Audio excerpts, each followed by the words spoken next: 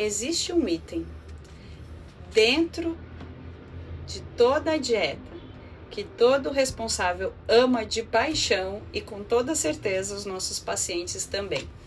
Este item ele é utilizado para estreitar laços, com uma demonstração de afeto, é um item que é utilizado como uma bonificação em alguns momentos, ele tem uma questão de apelo emocional em alguns casos e, infelizmente, pode ser ele que esteja sabotando o processo de melhora na dieta e melhora clínica do paciente.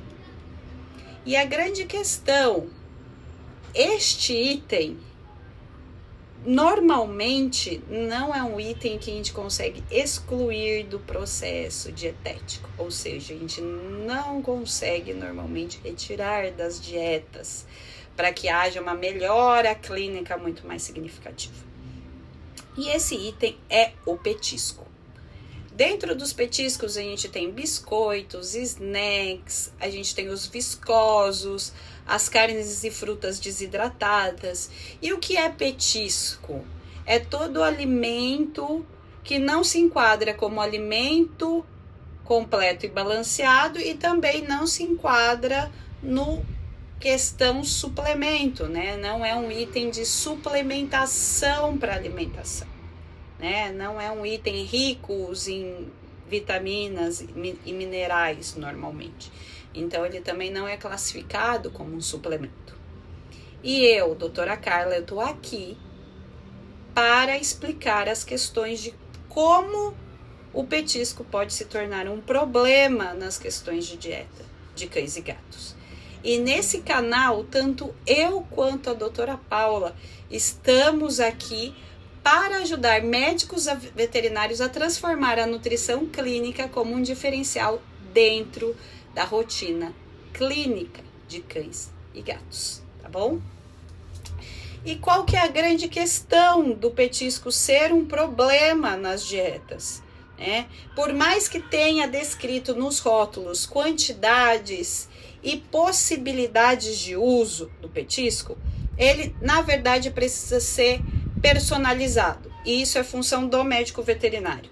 Porque a gente precisa personalizar, para exatamente não acontecer sabotagem na alimentação, né, nas dietas.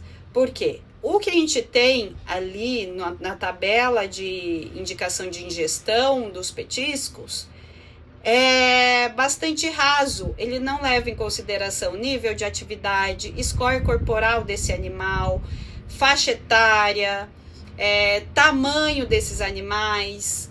Então, tudo isso ele tem que ser mais peneirado. A gente precisa funilar nas questões. Por exemplo, eu tenho um animal com alterações metabólicas, por exemplo, em fígado.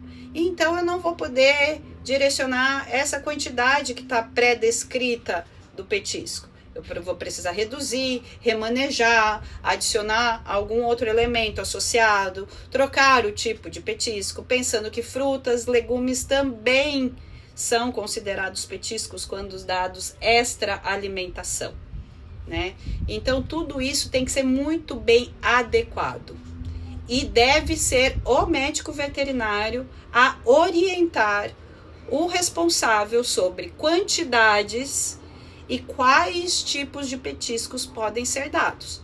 Até porque as quantidades elas devem ser coerentes com a faixa de idade, com o nível de atividade física desse animal, entre várias outras questões que não são as que são descritas normalmente já na tabela dos petiscos. Porque a tabela, como eu mesmo disse, ele é generalista, ele não leva essas questões em consideração, né? E a gente tem que pensar, já que não é um item que a gente vai poder excluir da dieta do nosso pet, então ela é um item que a gente tem que adequar à rotina do nosso pet, né, do nosso paciente. Então, as questões de volume e as questões de horários e tipos de petiscos que vão ser utilizados são de responsabilidade e orientação do veterinário que acompanha o animalzinho, tá bom? E uma grande questão,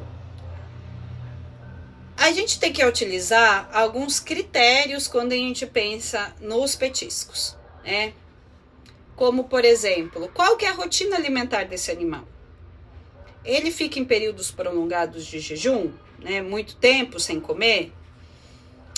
Ele é um animal que come o petisco normalmente associado com um reforço positivo, algum manejo ou, por exemplo, a um processo de adestramento?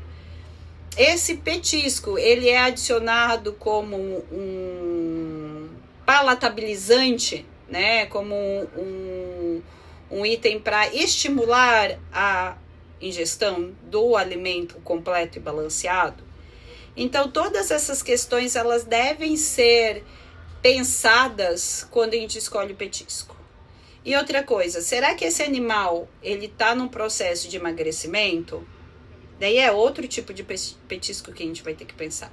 Então, a gente sempre tem que pensar no petisco de acordo com o tipo de animal que a gente tem em questão, o cão ou o gato, né? Pensando no que é melhor para cada animal que a gente tem, né?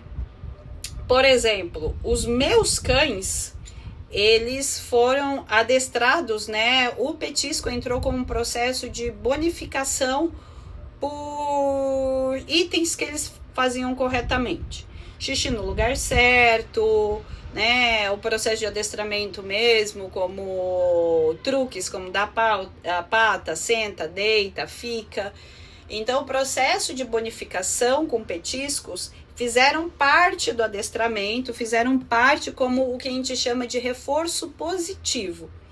A grande questão que ao adicionar as calorias desses petiscos, por eles comerem uma alimentação natural, eu tive que retirar calorias de outros pontos para que a gente não alterasse o peso e o score corporal desses animais, no caso os meus 2 cães.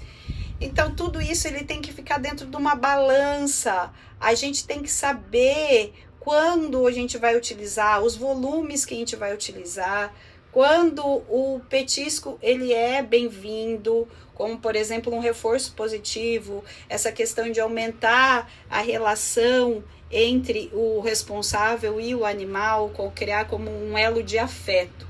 Porém, tudo deve ser muito bem estruturado no processo alimentar desse animal, para que a gente não altere e não problematize a dieta, tá bom? Então, você, médico veterinário, oriente sempre o responsável de acordo com cada caso.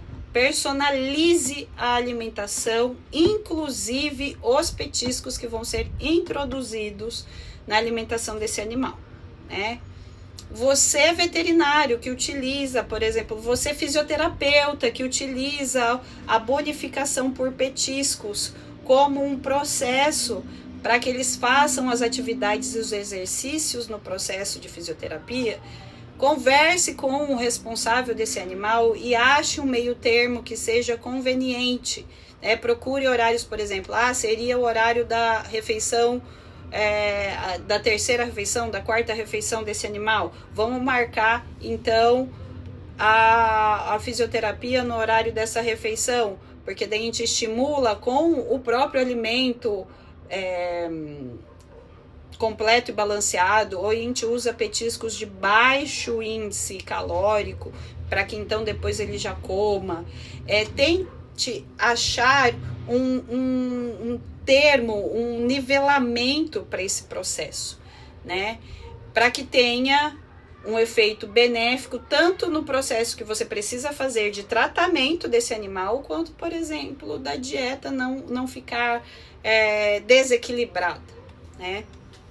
E se você é médico veterinário, gostou desse vídeo, aproveita, já segue o nosso canal, clica aqui nas notificações para sempre ficar por dentro, não perder nenhum vídeo nosso.